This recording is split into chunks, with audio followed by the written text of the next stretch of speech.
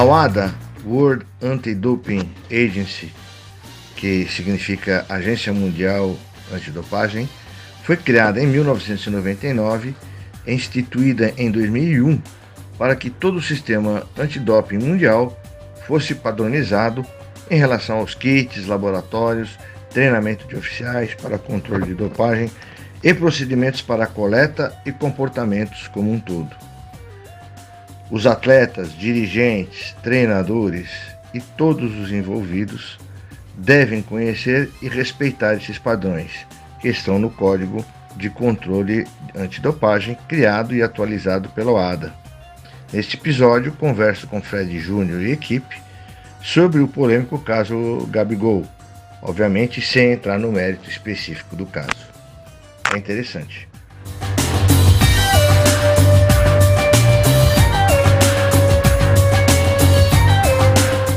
Vamos conversar com o médico do esporte, Dr. Bernardino Santi, que sabe muito sobre controle antidopagem, né? A gente sabe que se procura muito, principalmente agora, ano olímpico, do esporte, o esporte limpo, né? O atleta que não utiliza de substâncias ou subterfúgios para ter um melhor desempenho esportivo. E existe uma preocupação não só nos esportes chamados olímpicos, mas também no futebol. E no caso do Gabigol, que aconteceu ontem, o julgamento onde ele foi punido por 5-4, por 2 anos de suspensão, onde 1 ano já se passou, vai completar 1 ano e mais um pouquinho em abril, para maio de 2025, o Gabigol não seguiu à risca o protocolo que se espera de todo qualquer atleta em relação aos testes surpresas aí da agência antidopagem. O doutor Bernardino vai falar sobre esse assunto aqui com a gente na Rádio Craque Neto Euro 17. Doutor Bernardino, prazer reencontrá-lo de forma virtual. Né, doutor Bernardino, que sempre militou muito tempo aí no esporte, um nome importante da medicina esportiva também ligado ao esporte. Doutor Bernardino, eu gostaria que o senhor contasse, primeiramente, para quem está acompanhando a gente, no futebol, eu acho que a gente está percebendo a reação das pessoas. Muitos acreditavam, não vai acontecer nada, não vai dar em nada, não vai acontecer nenhum problema. E o Gabigol, 2 anos suspenso, poxa, mais 2 anos, ele não foi testado positivo. Mas o que ele deixou de fazer, doutor Bernardino, conta muito nessa prevenção contra o doping, não é isso? Boa noite ao senhor. Boa noite, Fred Júnior. Vocês estão me ouvindo bem? Estamos ouvindo bem. Bem, tranquilo? Estamos ouvindo bem, doutor Bernardino. Bom, estamos ouvindo bem, doutor Bernardino. Bom, Fred Júnior, boa noite. Primeiramente, obrigado pelo convite. Eu quero pedir desculpas por estar entrando no celular. Eu tive um problema aqui no computador hoje, eu não sei, você sabe como é essa coisa de informática. Então eu tive que improvisar aqui no celular, mas vamos lá. Antes de entrar nesse assunto, pena que o Craque Neto não está aí, eu sempre quis comentar isso pessoalmente, mas vou comentar para os ouvintes, porque é na rádio Craque Neto, e coincidentemente nós estamos vivendo uma situação que há pouco mais de quase 20 anos atrás, quase aconteceu com o Guarani, quando o Craque Neto era gerente de futebol do Guarani. Foi um jogo, quando eu era responsável pelo controle de doping aqui em São Paulo, em que vocês sabem que o atleta é obrigado a ir diretamente para o vestiário do doping quando ele é sorteado. E 2 atletas do Guarani saíram correndo, que tinham sido sorteados, e foram para dentro do vestiário do Guarani. Nós fomos atrás, quando entramos no vestiário, nos deparamos com o Craque Neto. E foi surpreendente, porque a maioria dos dirigentes, eles hostilizam o pessoal do controle. E no caso do Craque Neto, não. Ele, de cara, falou, doutor, o que está acontecendo? Nós explicamos para ele os riscos que o time e os jogadores corriam. Ele deu uma dura nos caras, que os caras saíram que nem cachorrinho com o rabo no meio das pernas, correndo para onde eles tinham que ir. E ofereceu, doutor, qualquer problema, pode falar comigo aí que a gente resolve. Isso para mostrar a índole do Craque Neto, é uma coisa que eu queria ter contado para ele, acho que ele nem vai se lembrar, né? Mas para vocês verem que é uma situação que pode acontecer como quase já aconteceu. E aí nós entramos no assunto dessa noite. É claro que nós vamos falar em tese, nós não estávamos lá no controle, mas nós vamos falar o que é o conceito de doping. Para vocês poderem entender, a WADA, que é a agência que regula o doping mundial, ela foi criada em 99 e foi fundada em 2001. Eu estava lá em Copenhague quando ela foi outorgada, quando ela foi iniciada. Por que a WADA ela existe? Para padronizar kits, laboratórios, procedimentos, porque até então era o COI que fazia os controles, isso não existia um padrão. E aí é que existiam as discussões. Então, determinados países que liberavam uma determinada droga, outros proibiam. Chegava nos jogos, aquele atleta era pego, era punido, não era punido. Então, para que isso não acontecesse, criou-se essa agência mundial e todos os países signatários, inclusive o Brasil, são obrigados a seguir as regras, né? Isso posto, para vocês poderem entender que, a partir de então, todos os procedimentos e os treinamentos que os DCOs, que são os controles de oficiais de doping, se submetem, vêm sendo melhorados ano a ano. E hoje nós temos um código que é respeitado mundialmente. O código ele não contempla somente as substâncias que são proibidas no sentido ergogênico. Ela controla também os devices, que são engenhocas, formas de tentar burlar o teste, e o comportamento, os procedimentos. Tá?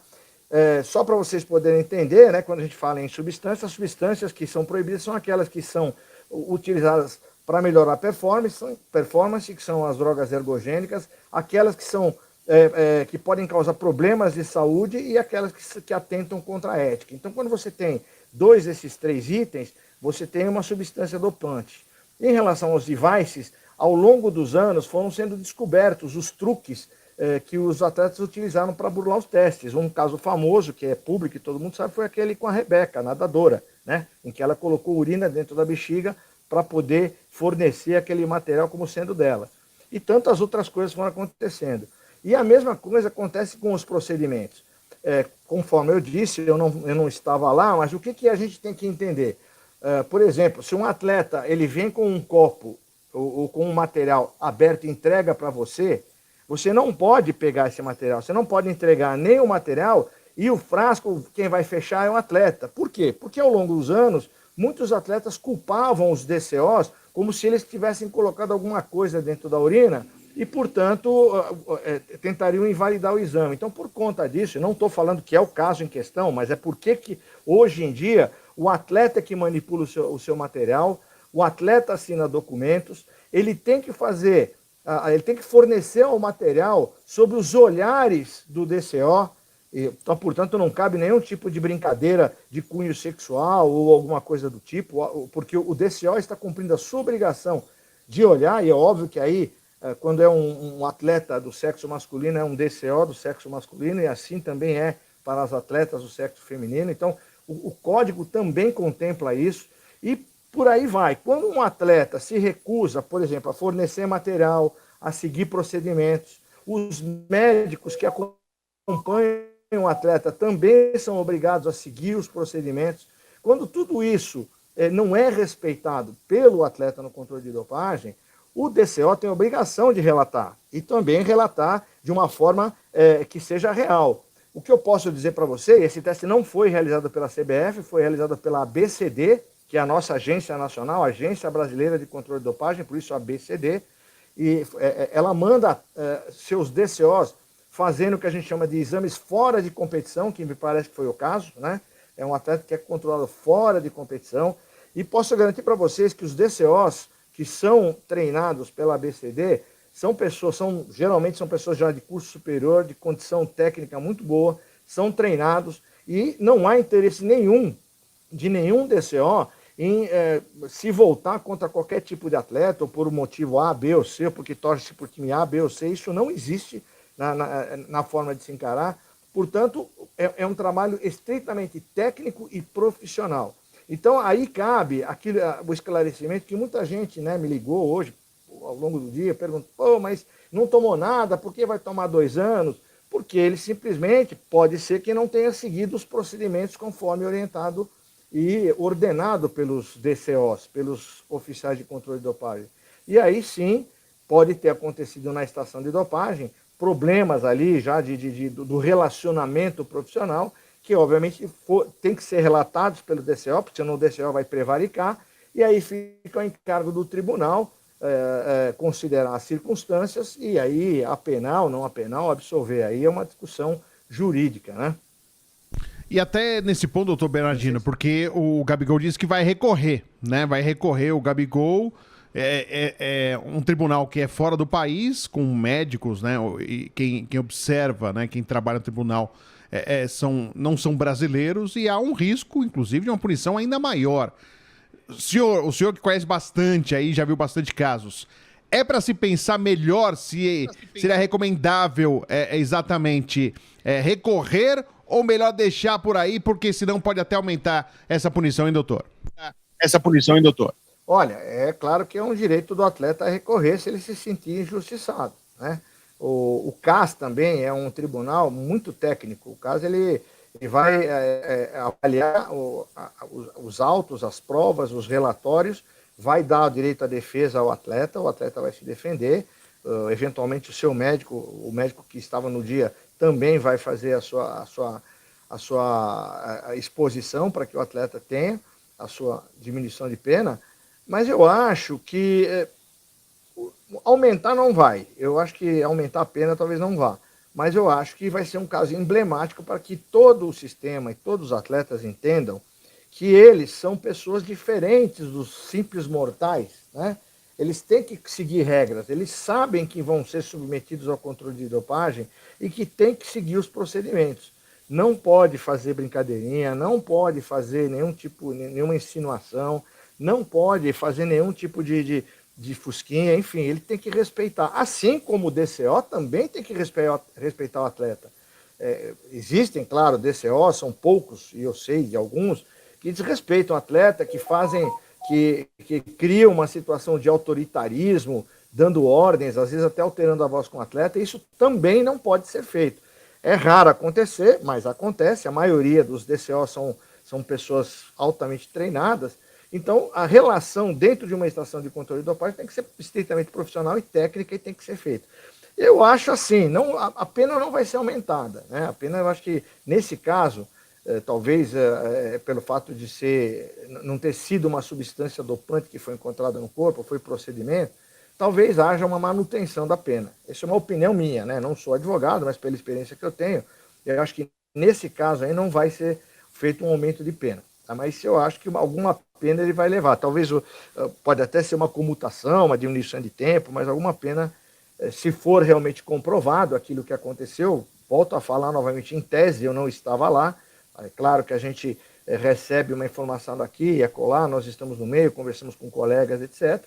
Mas a gente não pode nunca emitir um juízo em relação à situação, porque não seria nem ético da minha parte. Mas eu acho que a pena, de alguma maneira, ela pode ser mantida ou até reduzida se houver realmente uma comprovação de que não havia nenhum tipo de dolo por parte do atleta. Nós estamos conversando com o médico Dr. Bernardino Santi aqui na Rádio Craque Neto Euro 17. Luan Siqueira tem uma pergunta, doutor Bernardino. Vamos lá, Luan. Ô, doutor, prazer falar contigo. Mais uma vez, obrigado aí por atender a Rádio Craque Neto Euro 17. Primeiro, só continuando nesse assunto que o Fred disse, os 5-4, né, que foram julgados nesse primeiro julgamento, eles podem ser levados em consideração, esse placar justo pode ser levado em consideração num possível recurso do Gabigol? E também, se me permite uma segunda pergunta, como que funciona o doping no Brasil, doutor? Claro que a gente trabalha no futebol, a gente fica mais ligado quanto a isso, mas às vezes o torcedor não sabe, né? Quantos jogadores são levados pro doping no jogo? É um sorteio o jogador que vai? O doping ele pode chegar de surpresa no CT, como foi o caso do Gabigol, enfim. Como que funciona o doping no Brasil, doutor? Bom, vamos lá, muito boa pergunta. A primeira delas, sim, o 5-4 vai ser levado em consideração, é sinal que havia uma dúvida no tribunal, e a dúvida sempre é pro réu, isso em qualquer esfera da justiça, seja ela esportiva, administrativa ou criminal. Então, sim, o 5-4 vai ser levado em consideração, isso realmente pode falar a favor do atleta, tá? A segunda pergunta que eu te falo, funciona o doping no Brasil como funciona em qualquer lugar do mundo. Conforme eu disse, a WADA, que é a World Anti-Doping Agency, ou Agência Mundial Antidoping, ela tem regras muito claras. Todos os esportes olímpicos são obrigados a ficar debaixo do guarda-chuva da WADA e cumprir as suas regras. Para você ter uma ideia, por exemplo, um atleta, vamos falar do futebol, que é o esporte que mais testes faz. Um atleta pode ser controlado de manhã pela Federação Paulista, à tarde pela CBF e à noite pela ABCD, que é a Agência Nacional. Então ele pode ser controlado 3 vezes num dia só. Isso eu estou falando numa situação hipotética. Já aconteceu, né? Mas, só para poder entender que o funcionamento ele é sincronizado entre todas as entidades. Obviamente, quando, por exemplo, um atleta, no caso aí a BCD, foi fazer o controle de dopagem, depois que saiu o resultado, a CBF foi comunicada do que aconteceu, né? E, obviamente, vai se investigar outros controles que o atleta tenha feito, tudo isso vai ser avaliado, né? No esporte como um todo, as federações elas ficam debaixo do guarda-chuva das confederações, que, por sua vez, ficam debaixo do guarda-chuva do Comitê Olímpico, que, por sua vez, está debaixo do guarda-chuva do Comitê Olímpico Internacional, e que tem em seu braço a UADA, que controla o doping, ou seja, o sistema está todo interligado. Tudo que acontece aqui na Federação Paulista vai repercutir lá fora, na UADA, na Internacional. Por quê? Porque nós somos signatários e as regras têm que ser cumpridas por todos. O futebol faz cerca de 6 mil exames por ano, porque ela testa Série A, Série B, Série C, Série D. São 2 jogadores por time em todos os jogos, Copa do Brasil, Libertadores, né? Então todos os jogos são 4 jogadores, 2 e 2, que são sorteados aos 30 minutos do segundo tempo. Terminado o jogo, os 4 atletas são escoltados, né, pela equipe de controle de dopagem até a sala de controle antidoping, né? É claro que podem acontecer também denúncias, como já aconteceu, né? Podem acontecer também escolhas aleatórias do DCO, por isso ele é treinado, ele tem os olhos treinados para perceber que alguma coisa pode estar errada e aquele atleta pode ser escolhido aleatoriamente, deixando sempre claro que a escolha é técnica. Não existe aquela escolha, vou escolher aquele cara daquele time A porque eu sou contra o time A, eu torço para o time B. Isso não existe. Isso é impensável, né? Então é importante que as pessoas entendam que em algum momento esse atleta do futebol vai ser controlado. São tantos controles ao longo do ano que pelo menos uma vez ao longo do ano ele vai ser submetido a controle. Então cada vez mais o filtro está sendo bem rigoroso. Nós temos diminuído os casos de resultado analítico adverso, que é como nós chamamos doping positivo, porque os atletas estão entendendo que há realmente um controle rigoroso. E cabe mais uma outra observação. Hoje, a CBF, a Federação Paulista, na pessoa do Dr. Fernando Solera, ela promove um trabalho educacional assim, em massa. Praticamente todos os times de São Paulo recebem um briefing sobre controle antidopagem, com todos os treinadores, preparadores físicos e dirigentes, assim como é feito no Brasil. Hoje o controle de doping tem uma educação continuada bastante importante. Então é importante também que o atleta saiba que ele vai receber a instrução, mas ele vai ter que cumprir exatamente o que o código determina. E o código, todo ano ele é renovado. Todo ano existe uma reunião em setembro em que todas as autoridades de controle do mundo se reúnem para poder incluir uma droga, retirar outra, mudar um procedimento, trocar o kit, que também é padronizado, falar de laboratórios, enfim. Tudo isso, uma vez por ano, é renovado e no ano seguinte começa a entrar em vigência um novo código. Portanto, nós temos agora um código atualizado de 3 meses aqui, 2024. Nós estamos conversando com o Dr. Bernardino Santi, nosso Fuad Ali tem uma pergunta ao Dr. Bernardino Santi, médico do esporte, é um dos especialistas aqui no Brasil em relação à proteção do esporte, em relação ao doping, também é muito conhecido e muito experiente na medicina esportiva, ortopedista inclusive. Meu caro Fuad, faça a pergunta ao Dr. Bernardino Santi. Boa noite, doutor. É um prazer tê-lo aqui na Rádio Craque Neto. Eu quero saber se o Gabigol ele pode pedir um efeito suspensivo e continuar jogando enquanto não sai esse julgamento final. Como que funciona esse processo, se ele tem chance de continuar jogando enquanto não tem esse último processo contra ele. Olha, eu não sou advogado, mas pode acontecer. Se ele fundamentar, né, a petição, né, para que se peça a suspensão da pena até que ele seja julgado até a última instância, vai depender do tribunal conceder isso. Pode acontecer, claro que pode. O que é importante é que fica aqui uma lição, né, para todos os atletas.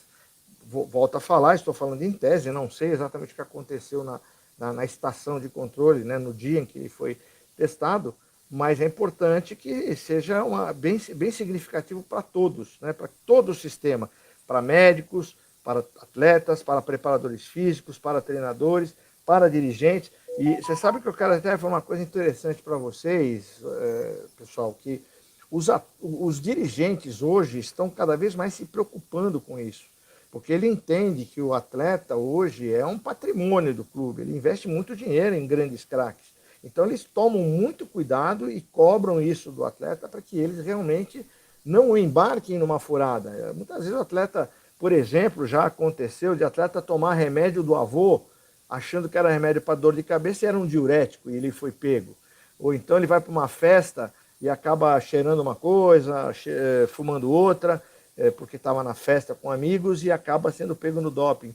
Isso está cada vez mais sendo abandonado pelos atletas, porque eles sabem, e o dirigente também cobra isso. Muitos dos atletas até têm cláusula contratual em relação a isso, ou seja, se ele for pego no controle de doping, as multas são pesadas. Por quê? Porque o dirigente sabe que isso tem um custo muito alto. Então, nós estamos conseguindo, sim, ter uma cultura hoje no país de maior cuidado. Eu, que atuo mais com os atletas olímpicos, hoje eu trabalho com atletas de boxe, de artes marciais, eu recebo ligações diariamente, às vezes até de madrugada, de atletas que estão do outro lado do mundo, me telefonando, perguntando, olha, fui no médico aqui no país tal, e me deram esse remédio, eu posso tomar? Será que é controle antidoping? Então, é muito importante, claro, e eu faço questão que eles façam isso, porque eles são treinados para isso, para que ele entenda que ele não é mortal, ele é uma pessoa diferente, e ele tem que agir diferente. Doutor Bernardino, até aproveitando, claro, a gente está falando em tese e informações que vão surgindo. Ontem o Caio Ribeiro, no Sport TV, comentarista e jogador, disse que recebeu uma informação. O porquê que o Gabigol, porque o pessoal foi lá de manhã, normalmente é de manhã, né? O doutor pode até falar depois melhor sobre isso, porque de manhã, primeira urina, tudo para ver se tinha alguma coisa, se tem alguma coisa importante, se é ou a primeira, uma das primeiras, no período da manhã seria importante o exame. Mas, que quando eles chegaram, o Gabigol já estava treinando. E com isso, poderia dar uma diferença em relação a parte sanguínea do jogador em relação aos outros que ainda não estavam treinando e por isso postergaram o exame, esperariam 2 horas para poder realizar o exame para não apresentar nenhum problema. Mas, além disso, o comportamento dele, que teria sido aí um comportamento não muito elegante e não permitindo que quem estava acompanhando da agência tentando ver o exame, quando ele foi até o banheiro, ficou incomodado, entregou o recipiente aberto, como nós já dissemos aqui no início da conversa. Mas esta possibilidade que foi aventada, que ele poderia já estando fazendo os exercícios, e aí quando chegou, pedindo para esperar aí essas 2 horas, porque poderia dar uma diferença nos exames em comparação daqueles atletas que ainda não estavam se exercitando. Isso pode acontecer, doutor Bernardino? Isso pode acontecer, doutor Bernardino? Olha, a única diferença que pode dar é na concentração da urina. Obviamente, ele estava treinando e ele desidratou, perdeu líquido e, portanto, ele vai demorar para fornecer o material ou vai fornecer um material muito concentrado. E, claro, existem regras para que essa urina tenha uma diluição um pouco maior e, obviamente, entendo uma diluição que não esteja dentro dos padrões, você vai ter que esperar um pouco mais e o atleta vai ter direito a se hidratar. O atleta tem direito a se hidratar, a tomar sua água, a tomar seu hidratante, né, para que ele possa fornecer o material. Então, quer dizer, em relação à diferença de apresentar alguma coisa ou outra, nenhuma. Né? A única coisa é a densidade e a apresentação da urina. Qualquer tipo de substância que esteja dentro do corpo do atleta, com ou sem a diluição, vai aparecer no laboratório quando for testado. Portanto, o que a gente pode pensar é somente sobre o ponto de vista fisiológico. O atleta ele vai se hidratar para fornecer os mínimos, que é 90 ml de urina, e, portanto, não haveria o sentido de achar ruim em relação a isso, né? Porque com 2 horas, 1h30, 2 horas, 3 horas, o atleta se hidratando. Eu já fiquei em estação esperando 5 horas o atleta se hidratar até que ele fornecesse o material. E o DCO é treinado e preparado para isso. Esperar até o momento em que o atleta tenha vontade de urinar. Então, isso não procederia se realmente for isso conforme relatado, né? O Caio deve ter as suas fontes, portanto, talvez ele tenha se baseado naquilo que foi contado para ele.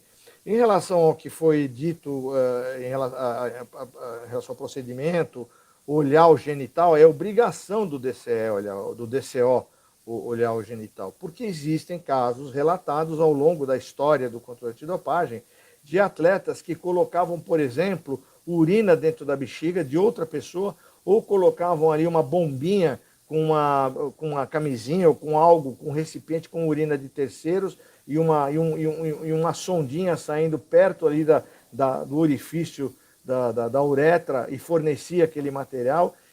E tantas outras situações. Portanto, o atleta tem que olhar. O que pode muitas vezes acontecer, se houver disponível um espelho, e nos controles nas estações de controle de dopagem dos Jogos Olímpicos, por exemplo, existe um espelho, porque ali você tem que respeitar também o lado da cultura, né? Por exemplo, os orientais não gostam. Alô? Estamos ouvindo, doutor. Estamos ouvindo o senhor. Estão me ouvindo? Estamos. Estamos sim. Vocês estão me vendo? Também não. Também. Eu não estou vendo vocês, mas tudo bem, eu vou continuar.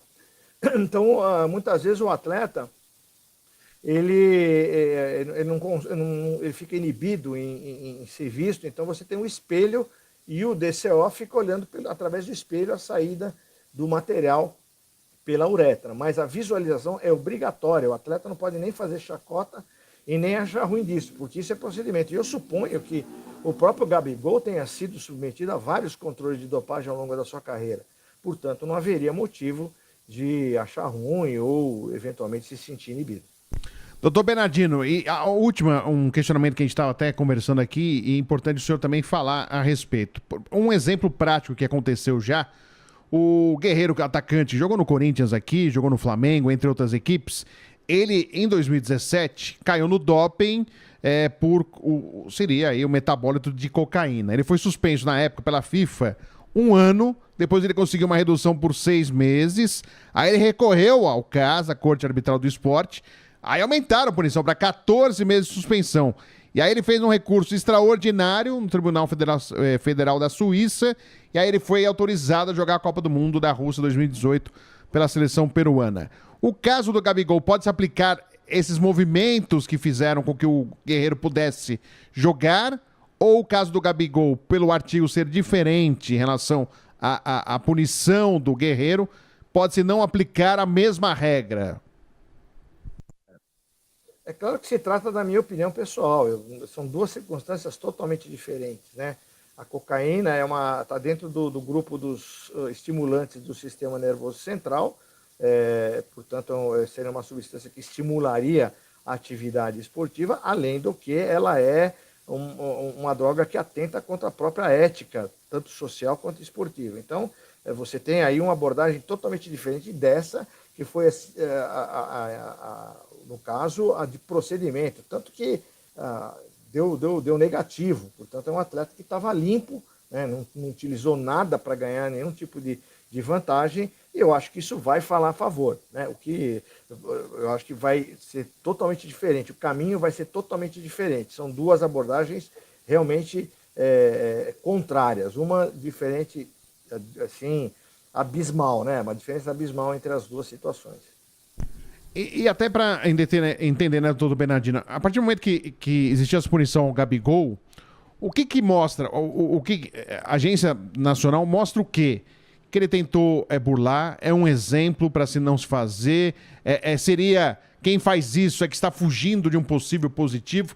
O que mostra essa punição? Até porque a gente comparando o tempo de punição no Gabigol com o que pegou o Guerreiro, o tempo do Gabigol é maior do que o Guerreiro, por exemplo, que foi colocado aí como cocaína, depois perguntaram lá no hotel, descobriram que no hotel não foi ele o culpado tal, e diminuíram a pena do Guerreiro. Mas mesmo assim a punição dele foi menor do que o Gabigol, que não testou positivo, ele só realmente dificultou em relação ao teste. O que procura a agência a uma punição e ao artigo que rege aí a essa punição? O código ele é muito claro no sentido de explicar, no seu regulamento, de mostrar a seguinte situação. Quando o atleta se nega a seguir os procedimentos e desrespeita os DCOs, ele pode sim, isso é uma conclusão direta do código, ele pode sim estar tentando esconder alguma coisa que tem em seu corpo. Então, veja, o código ele é frio. Lógico que nós não estamos nos referindo ao caso em questão, eu repito, não estava lá, e nem acredito que o atleta quisesse isso, mas o código é frio, o código é claro. Quando o atleta se nega a cumprir os procedimentos, o código conclui que ele está tentando burlar o sistema. E burlar o sistema é igual ser culpado ou ter dolo em alguma coisa. E isso é levado em consideração no julgamento.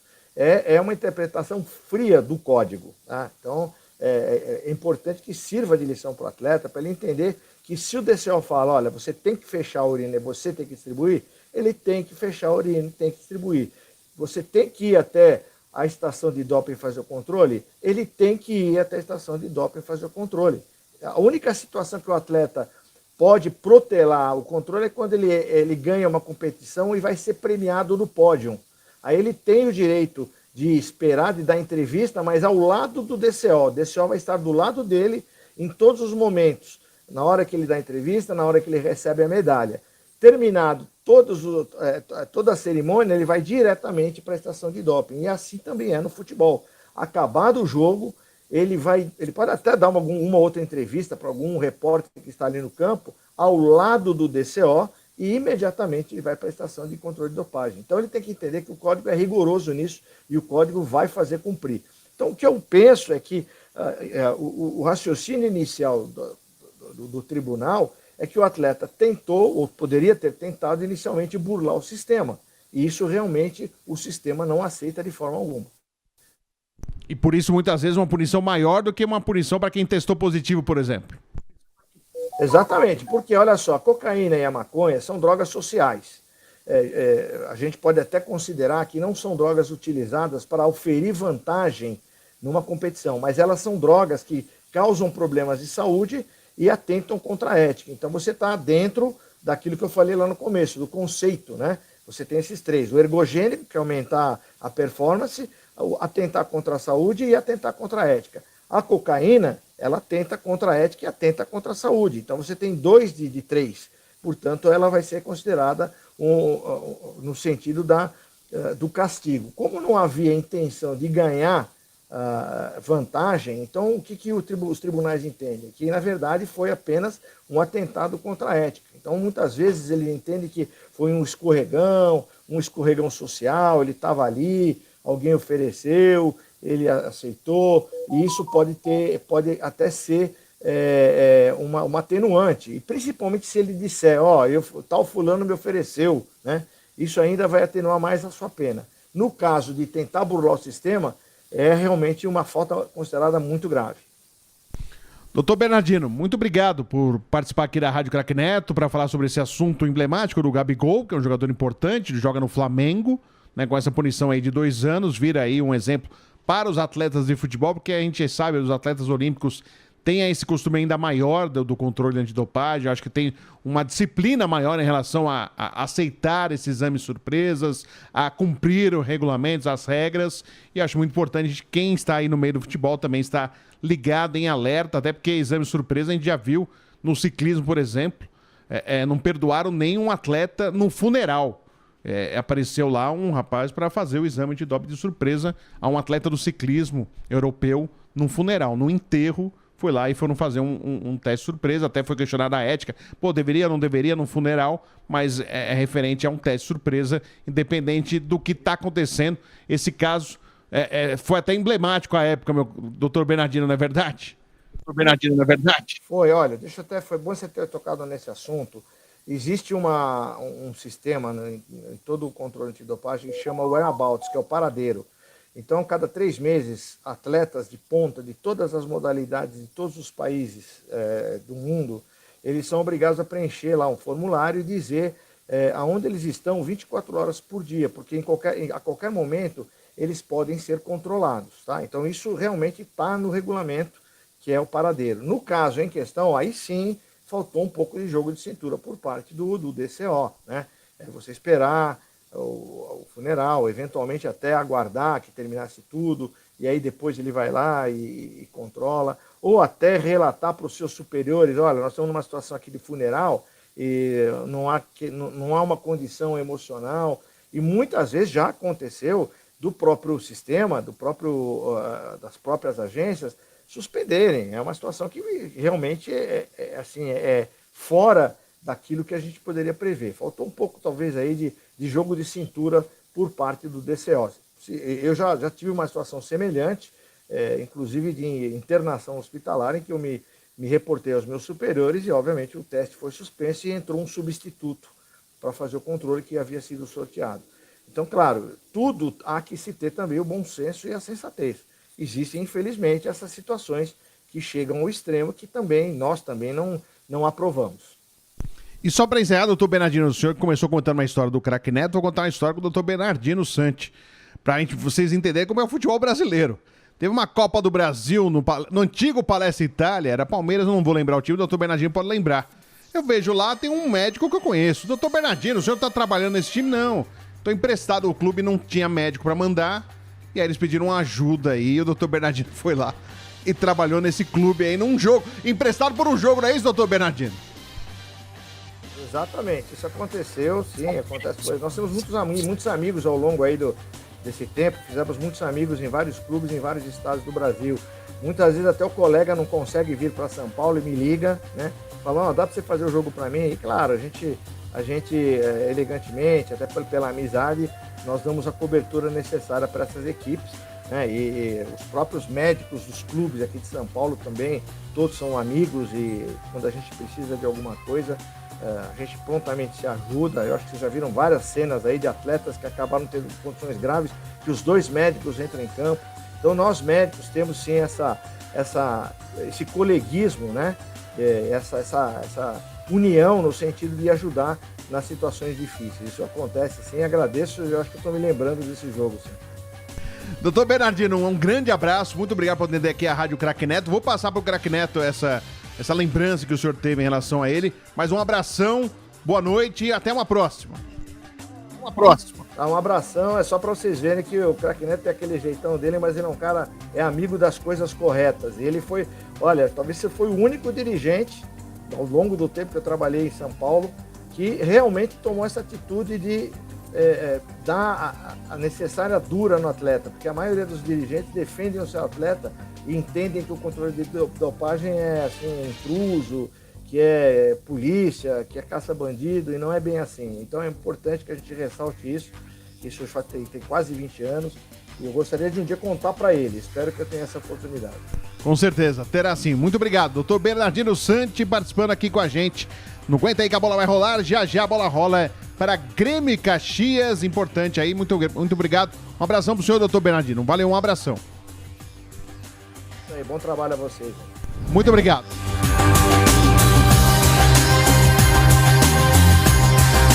O sistema de controle de dopagem foi concebido sobre 3 preceitos básicos: proteger a saúde do atleta, proteger os jogos tornando-os limpos e proteger os preceitos éticos. Médicos, dirigentes, atletas, enfim, todas as pessoas envolvidas com o esporte de alto rendimento devem estar conscientes e respeitar o código.